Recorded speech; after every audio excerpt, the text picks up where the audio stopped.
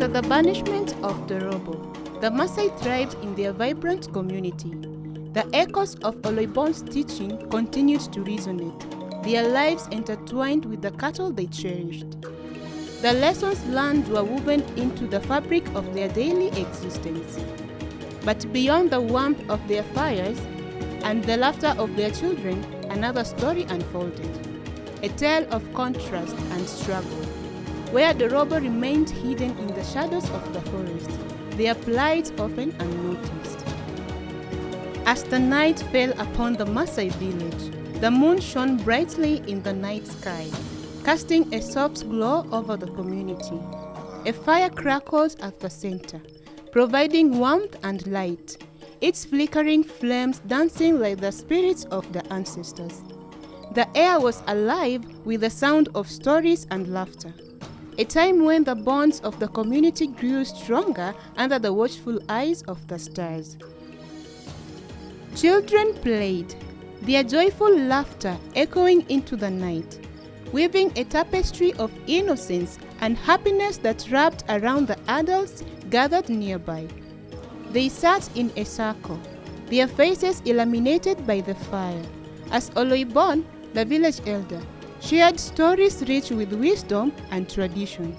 His voice, deep and resonant, transported them to a time of heroes and legends where lessons were learned and morals etched into their hearts. In that moment, surrounded by the warmth of the fire and the love of their community, the Maasai felt invincible, united in their shared history and dreams for the future. Each story told by Oloibon was a thread, binding them together in the fabric of resilience, hope, and joy that would carry them through the challenges of tomorrow. I'll catch you. You can't outrun me. And I told the lion, you may be strong, but you cannot outsmart me. The villagers laughed heartily, clapping their hands in celebration.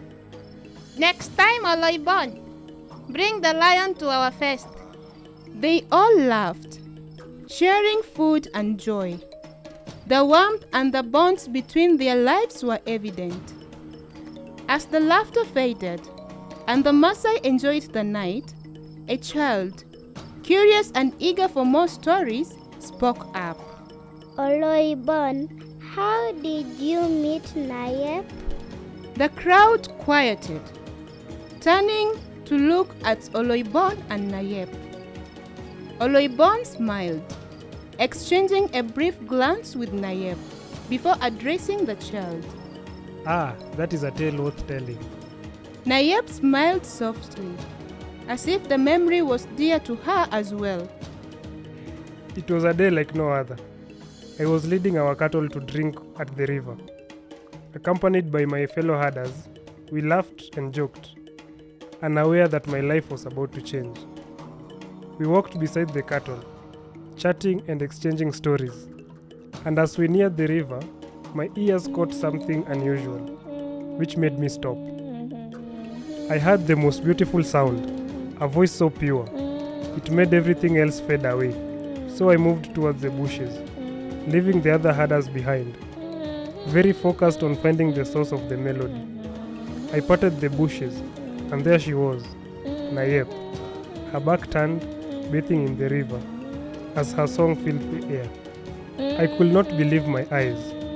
She was like a vision of the gods themselves. Her beauty, her voice, it was as if the river itself had blessed her. One of the herders caught up to me and nudged. Careful, Oloibon. The gods may have sent this one, but she's too beautiful for anyone's heart to handle. Do you think she's real or just a dream sent to you by the spirits? In that moment, I wasn't sure if I was awake or dreaming, but I knew my heart was no longer my own. So I took a step back, watching her quietly, a smile playing on my lips. I felt an undeniable pull toward her.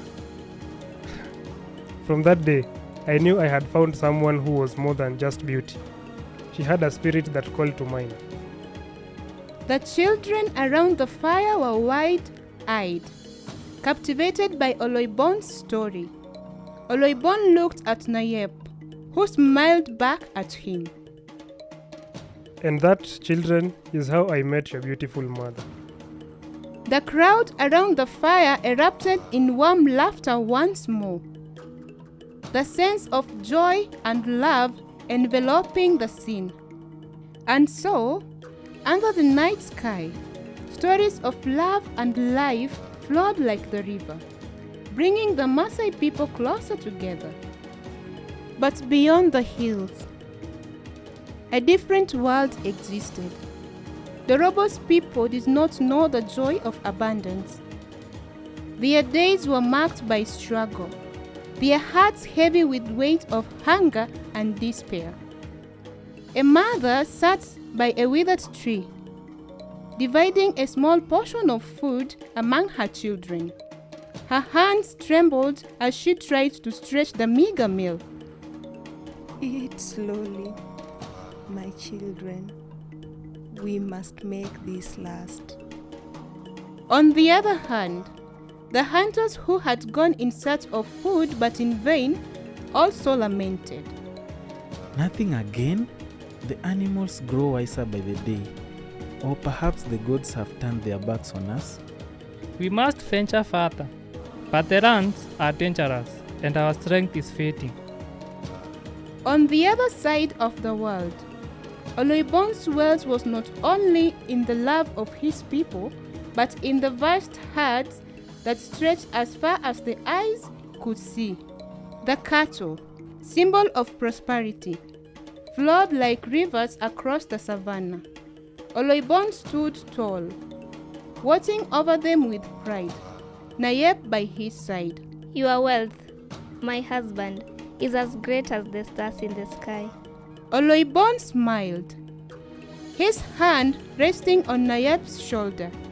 These cattle are not just my wealth. They are the lifeblood of our people, the gift of the gods. A group of young Maasai men herded cattle, singing songs of praise to their leader and their land. The vibrancy of their lives and the abundance of their wealth were undeniable. As the Maasai celebrated their wealth, Dorobo and his people sat quietly, their faces drawn and tired, their hearts full of questions. Dorobo sat by the fire, surrounded by children and young people. The flickering flames cast shadows on their worried faces, and the atmosphere was heavy with unspoken fears. Dorobo looked at the children, their eyes filled with hope, contrasting sharply with the grim reality of their circumstances. I know you are all hungry, and I wish I could bring you more than just these embers. We must find a way to survive. The children looked up at him, their expressions a mix of trust and confusion. One child, a young boy, fidgeted nervously, breaking the silence. But Baba, how? Dorobo's heart sank at the boy's question. He looked into the fire, searching for answers that seemed just out of reach. I do not know yet. He ruffled the boy's hair gently, trying to mask his own uncertainty with a smile. But deep inside, the weight of responsibility pressed heavily on him. At night, as the village slept peacefully, Nayep's heart was restless.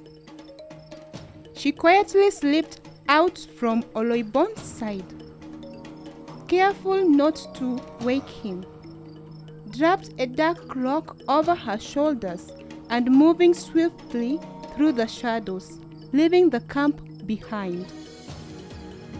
The moon hung low in the sky, casting long shadows over the dense bushes surrounding the Maasai village.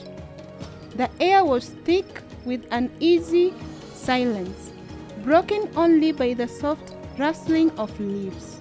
Two figures approached from opposite sides, drawn by unspoken need.